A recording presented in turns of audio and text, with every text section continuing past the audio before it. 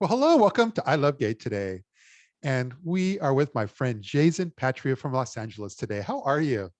Hey, Matt, what's going on? It's so great to connect with you here. You and I, I mean, you look so young that no one will ever believe it, but you and I It's the go, magic of Zoom filters, right? It's like that Vaseline gloss, like I'm Elizabeth Taylor in that White Diamonds commercial, right? oh my God, you do it so well. But I mean, we've known each other for decades now. And Yeah, like 20 years, if you can believe it. yeah, and I mean, I think that's a real testament to like the work you've done is that I mean, I would say for those that don't know you, you've been a true community leader for all those years. Well, I don't know if I'm a true community leader, but I certainly love to be involved in our community here in Los Angeles, and then obviously the broader LGBTQ plus community around the world. Oh, but you have been, and because yeah, when I first met you, you were always representing and part of NBC Universal, yes. Yeah, well, I worked at NBC Universal 25 years, as any Yeah. good Hollywood kid would do. And one of the great things about working at NBC Universal was their commitment to diversity, equity, and inclusion. And so, in my day job, I ran executive development and NBC Universal's talent lab, and then my gay job was running out at NBC Universal the Yeah. employee resource group. And because at the time, many years ago, we were owned by General Electric. I also co-chaired GE's GLBTA Alliance. And then when Comcast bought the business about a decade or more or so ago, I helped them actually launch all of their employee resource groups, which was super fun. So it allowed me to spend a lot of time out in the community, recruiting and connecting all of those great brands to the LGBTQ plus community as well. Yeah, no, and I've seen you and connected with you all along the way. And I know that a big part of all of that side of your life, you were very much a part of Out and Equal as well. Yeah, it seems like it's very well aligned with all those employee resource groups. Yeah, well, I mean, Out and Equal is such an amazing organization, and for those of you who aren't familiar with it, they're really the preeminent organization serving the LGBTQ plus business community and all of the employee resource groups that operate in corporations and government, and even a little bit in the nonprofit space. When I look back, I have been going to Out and Equal since 2004, so it is a long time, and I have spent 20 years speaking at the conferences, sharing best practices, and it's exciting in the past few years really being sort of an adjunct faculty member for them, teaching at their executive forum and of course their big workplace summit, which is coming up this October in Las Vegas, live and in real life, as well as a hybrid model for those of you that are still remoting into things. You did that so well. But you left all that. You left that. Everybody's known you for so long in this role, and you left it. But you've started a new career. Tell us about I that. did, and I'm coming on the fifth 5-year anniversary of my business. And I really look at myself as a personal branding expert, a diversity advocate, and I host the popular Lead with Your Brand podcast, which you can grab on iTunes or wherever you get your podcast. But really, what I realized over my entire career was that I'm really on a mission to help people find their true brand voice and be able to bring their best authentic selves to work every single day. And that's a lot about the work that I did when I ran executive development and the corporate university at NBC Universal. It's clearly all about what was driving my passion for employee resource groups. And today I'm able to do that with corporate clients, all around the world, both speaking at conferences as well as really going into organizations. So, I always get this question where people are like, well, I don't get it. Like, what does personal branding have to do with diversity and inclusion? And I think like on the surface, there's not necessarily a connection, but what we find is for those of us that are from marginalized communities, right, whether you're a person of color, female, LGBTQ plus, a person with a disability, there's numerous communities. Oftentimes when it comes to the workforce, it's like there's all these unwritten rules of moving forward in business that like no one pulled us aside and told us, because a lot of times we find ourselves, or traditionally have found ourselves, as the only one, right? Yeah. So I find that this whole notion of finding your true brand voice and being able to bring your best authentic self to the table, while it's certainly a universal theme for people that come from traditionally marginalized communities, we have sort of that extra effort because we have to bust through all of that bias and really be seen as unique individuals that bring value to the table, and not as, you know, the gay guy that works in HR, or I think that lesbian person that works in finance, or, you know, oh, I think that person's a trans person that works out in operations. Yeah. You really delivered that well. I mean, that it's clear to me. And but now I see why it's been doing so well for you. And you know, it just seems to. I've even attended one of your webinars and so forth recently, and it just seems like you're kind of expanding the brand. Yeah, I mean, it's really all about going out there. You know, it's like I always spent time a little bit in the virtual space, planning and doing all of those great things. And then when we look at something like COVID, it was really that tipping point for people to be able to want to consume, or at the time have to consume, right, in a virtual way. And now I really see we're at this new place where we're really understanding what truly hybrid is really all about. In fact, I was just on a call with one of my clients, and we're doing a big Pride Month event, and I'm going to be in person in Stamford, Connecticut, with a live studio audience, and it's going to be broadcast to 3 locations, and we'll be facilitating a whole conversation in Zoom rooms for all of their remote folks. And there's like a before show, the actual show, and then an after show. And it's just really interesting how we're really embracing this as a way to connect with people more, right? And that's really what it's about. No, I think you know, a silver lining of a lot of what we've had to go through the last few years is that a lot of what you're talking about just sort of accelerated. It was already kind of slowly going that direction, but I feel like it Yeah. accelerated. And if you weave that together with your power of social media, I mean, that's how I always know what you're up to.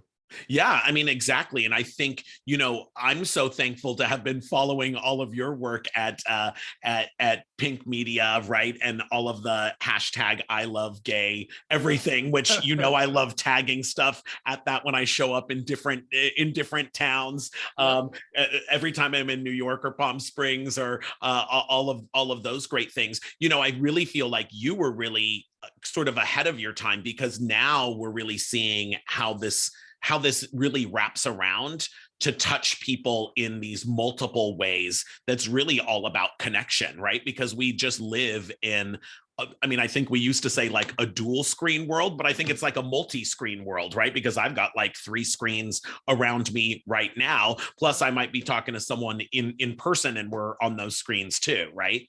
Yeah, no, we got connected years ago. I mean, all of us kind of connected through the internet, and over the last few years, we've really learned to collaborate and share ideas and become, you know, for better or for worse. And that's the, you know, for the better is we see the world come together in many ways. But the worst part is that we have to listen and hear some of the stuff we didn't want to have to hear before.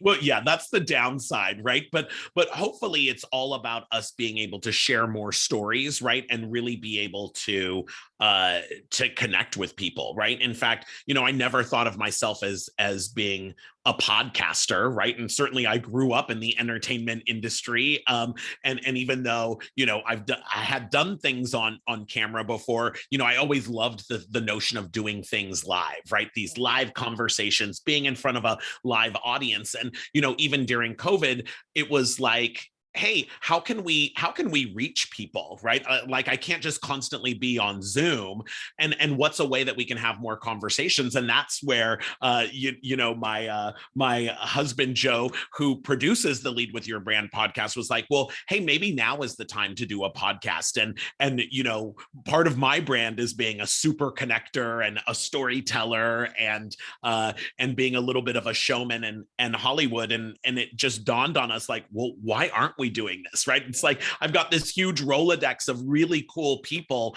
that we can talk to, that can share their own career breakthrough stories and how they've led with their brand throughout their careers. And that was really the start of the podcast. And now we're coming up on, closing out the third season and getting ready for a fourth season. And because it's LGBTQ plus Pride Month, right, we are able to showcase all sorts of LGBTQ plus voices at leadwithyourbrand.com/pride, where, you can see our entire collection of everyone LGBTQ plus who's been on the show, which is, such a great resource, because oftentimes, we don't know that someone's a member of our community when they just show up in the thumbnail on a Zoom or a Microsoft Teams box. So it's great to kind of even talk to people that I've known for years, but then you always like learn these nuggets that you're like, how did I know you for 20 years and not know about that? And in fact, we just recorded with Wilson Cruz, right, who's the star of Star Trek Discovery on